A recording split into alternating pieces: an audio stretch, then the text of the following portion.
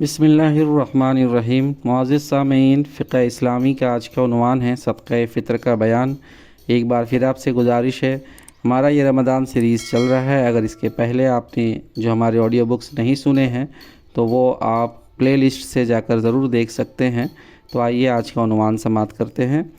فطر کے معنی ہے روزہ کھولنا۔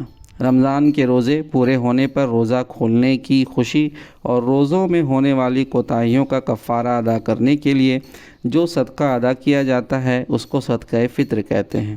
جس سال مسلمانوں پر رمضان کے روزے فرض ہوئے اسی سال نبی صلی اللہ علیہ وسلم نے مسلمانوں کو صدقہ فطر ادا کرنے کا حکم بھی دیا۔ صدقہ فطر کی ایک حکمت تو یہ ہے کہ رمضان کے روزوں میں تمام آداب و شرائط کا اہتمام کرنے کے باوجود انسان سے جو کوتاہیاں اور لغو حرکتیں سرزد ہو جاتی ہیں، صدقہ فطر سے ان کی تلافی ہو جاتی ہے، اور صدقہ فطر ادا کر کے یہ توقع ہوتی ہے کہ روزے کو خدا تعالیٰ قبول فرمائے گا۔ دوسری حکمت اور مصلحت یہ ہے کہ سوسائٹی کے نادار اور غریب افراد بھی فراخی کے ساتھ اپنے کھانے پینے اور پہننے اوڑھنے کی ضرورتیں پوری کر کے عام مسلمانوں کے ساتھ عیدگاہ جا سکیں، تاکہ عید کا اجتماع بھی عظیم الشان ہو اور راستوں میں مسلمانوں کی کثرت سے اسلام کی شان و شوکت کا اظہار بھی ہو سکے۔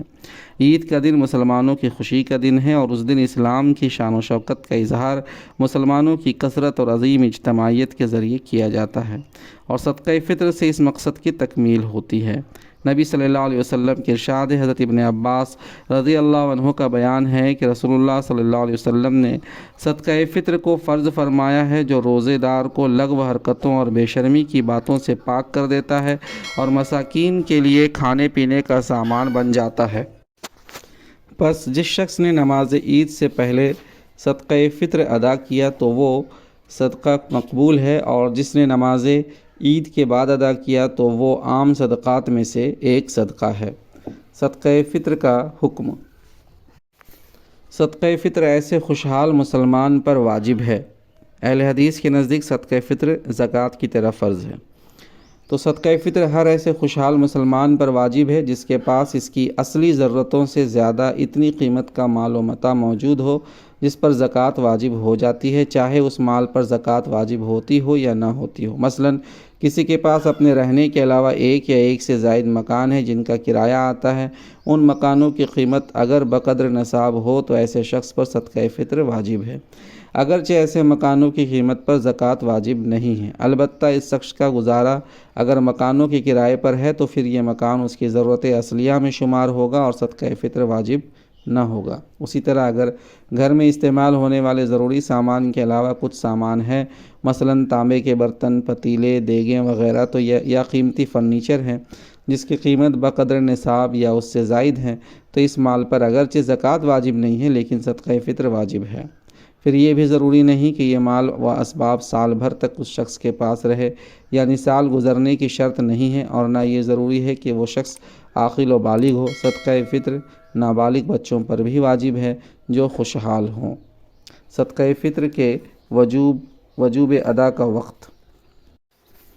صدقہ فطر واجب ہونے کا وقت عید الفطر کی طلوع فجر کی ساتھ ہے، لہٰذا جو شخص اس وقت سے پہلے انتقال کر جائے یا کوئی دولت مند خدا نخواستہ اس وقت سے پہلے دولت سے محروم ہو جائے تو اس پر صدقہ فطر واجب نہیں ہے، اور جو بچہ طلوع فجر سے پہلے پیدا ہو اس پر صدقہ فطر واجب ہے، اور جو شخص طلوع فجر کے بعد دولت مند ہو جائے یا اسلام سے مشرف ہو یا طلوع فجر کے بعد کوئی بچہ پیدا ہو تو ان سب پر صدقہ فطر نہیں ہے۔ ہاں، جو شخص طلوع فجر سے پہلے دولت پا کر خوشحال ہو جائے یا کسی کو طلوع فجر سے پہلے خدا اسلام لانے کی سعادت سے نواز دے تو اس پر صدقہ فطر واجب ہے۔ صدقہ فطر ادا کرنے کا وقت نماز عید سے پہلے ہے، البتہ اوپر کی حکمت و مصلحت کا تقاضا یہ ہے کہ عید سے چند یوم پہلے ہی ضرورت مندوں تک پہنچا دیا جائے تاکہ غریب اور خستہ حال لوگ اپنے کھانے پینے اور پہننے اوڑھنے کی ضرورتوں کا انتظام کر کے سب کے ساتھ عیدگاہ جا کر نماز عید میں شریک ہو سکے۔ عیدگاہ جانے سے پہلے صدقہ فطر ادا کر دینا مستحب ہے۔ نبی صلی اللہ علیہ وسلم کے ارشاد ہے، جو شخص نماز عید سے پہلے صدقہ فطر ادا کرے گا اس کا صدقہ مقبولہ ہے، اور جو شخص نماز کے بعد ادا کرے گا اس کا صدقہ عام کی طرح ایک صدقہ ہے۔ صدقہ فطر کی مقدار۔ ایک شخص کا صدقہ فطر 80 روپے والے اسٹینڈ اسٹینڈرڈ سیر کے حساب سے ایک سیر 3 چٹانگ گیہوں ہیں جو 1 کلو اور 110 گرام ہوتا ہے۔ اگر گیہوں کا آٹا دینا ہو تو وہ بھی اتنا ہی دیا جائے گا، اور اگر جو کا آٹا یا کھجوریں وغیرہ دینا ہو تو اس کا 2 گنا دینا ہوگا، یعنی 2 کلو 220 گرام دینا ہوگا۔ اب یہاں بعض علماء کے نزدیک ایک شخص کا صدقہ فطر 1 سیر 12.5 چھٹانگ ہے۔ بہشتی زیور میں حکیم الامت مولانا اشرف علی صاحب رحمۃ اللہ علیہ نے بھی 1 سیر 12.5 چھٹانگ ہی بیان کیا ہے۔ متن میں جو قول نقل کیا گیا ہے وہ مولانا عبدالشکور صاحب لکھنوی کی تحقیق کے مطابق ہے۔ صدقہ فطر کے مسائل۔ نمبر 1، ہر خوشحال آدمی پر واجب ہے کہ وہ اپنے علاوہ نابالغ اولاد کی طرف سے بھی صدقہ فطر ادا کرے۔ اگر نابالغ اولاد صاحب مال ہو تو اس کی رقم سے ادا کرے، ورنہ اپنے پاس سے ادا کرے، اور بالغ اولاد اگر نادار ہو تو اس کی طرف سے بھی واجب ہے، اور اگر مالدار ہو تو پھر واجب نہیں۔ ہاں، بطور احسان ادا کرنا چاہے تو جائز ہے۔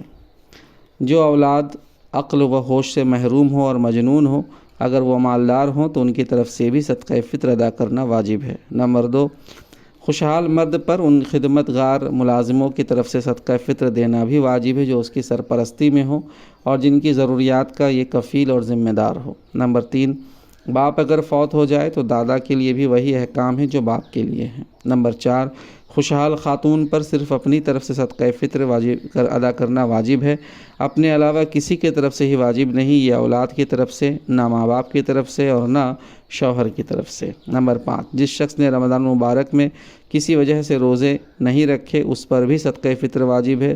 صدقہ فطر واجب ہونے کے لیے روزہ رکھنا شرط نہیں ہے۔ نمبر 6، اگر کوئی شخص کسی وجہ سے عید کے دن صدقہ فطر نہ دے سکا تو وہ معاف نہیں ہوا، اس کو چاہیے کہ بعد میں ادا کر دے۔ نمبر 7، ایک شخص کا صدقہ فطر ایک نادار کو یا چند ناداروں کو دینا بھی جائز ہے، اور چند لوگوں کا صدقہ فطر چند فقیروں یا ایک ہی فقیر کو دینا بھی جائز ہے۔ نمبر 8، صدقہ فطر میں گیہوں یا جو کے علاوہ کوئی دوسرا اناج مثلاً جوار، باجرہ، چنا، مٹر وغیرہ دینا چاہیں تو اس کی صورت یہ ہے کہ گیہوں یا جو کی قیمت کے بقدر دیں۔